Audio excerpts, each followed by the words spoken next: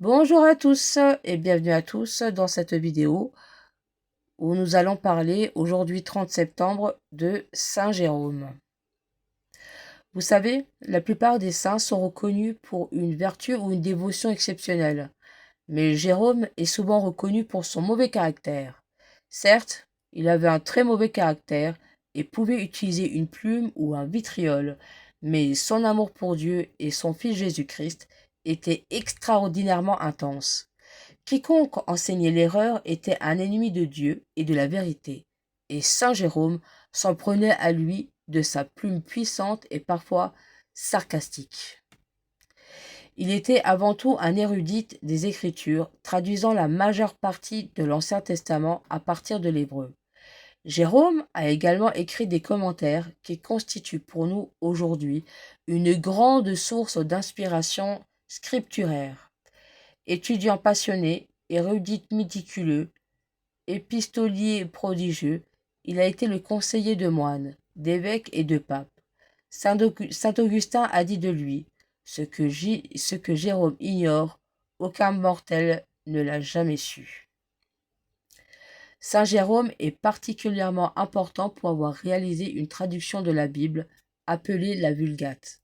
Ce n'est pas l'édition la plus critiquée de la Bible, mais son acceptation par l'Église fut heureuse. Comme le dit un érudit moderne, aucun homme avant Jérôme, ni parmi les contemporains, et très peu d'hommes pendant les siècles suivants, n'étaient aussi qualifiés pour accomplir cette tâche. Le Concile de Trente a exigé une nouvelle édition corrigée de la Vulgate, la déclarant texte authentique à utiliser dans l'Église. Pour pouvoir accomplir une telle œuvre, saint Jérôme se prépara soigneusement. Il maîtrisait le latin, le grec, l'hébreu et le chaldéique. Il commença ses études dans la ville natale, Stridon, en Dalmatie.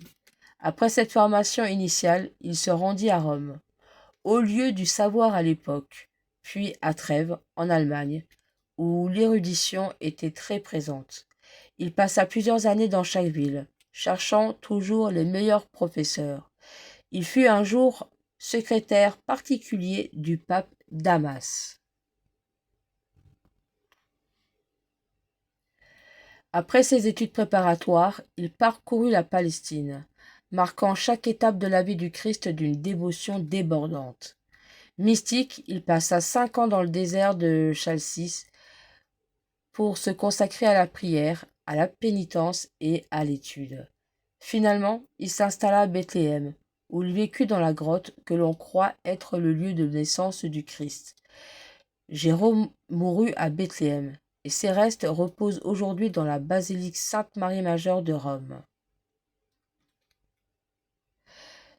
Saint Jérôme était un homme fort et franc. Il possédait les qualités et les inconvénients d'un critique intrépide, ainsi que tous les défauts moraux habituels. Comme on l'a dit, il n'était pas un admirateur de la modération, ni de la vertu, ni dans le mal d'ailleurs. Il était prompt à la colère, mais aussi prompt au remords, plus sévère encore envers ses propres défauts qu'envers ceux des autres. Un pape aurait déclaré, en voyant une image de Jérôme se frappant la poitrine avec une pierre: vous faites bien de porter cette pierre, car sans elle, l'Église ne vous aurait jamais canonisé. Pour finir, saint Jérôme est le saint patron des bibliothécaires, des chercheurs et des traducteurs.